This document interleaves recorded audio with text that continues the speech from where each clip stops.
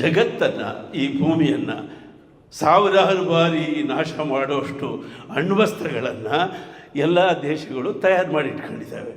ಸರಿ, ತಯಾರು ಮಾಡಿಟ್ಕೊಳ್ಳಿ, ಯುದ್ಧ ಮಾಡಲಿ. ಆದರೆ ಆಗಿನ ಕಾಲದ ಯುದ್ಧ ಈಗಿನ ಕಾಲದ ಯುದ್ಧಕ್ಕೂ ವ್ಯತ್ಯಾಸ ಇದೆ. ಸಾವಿರಾರು ಬಾರಿ ಭೂಮಿಯನ್ನು ನಾಶ ಮಾಡೋಷ್ಟು ಅಣ್ವಸ್ತ್ರಗಳು ಇಲ್ಲಿ ತಯಾರಾಗಿದೆ ಈ ಭೂಮಿಯಲ್ಲಿ. ಇದನ್ನು ಯಾರಾದರೂ ಒಬ್ಬರು ಬೇಡ ಅನ್ಬೇಕಲ್ವಾ?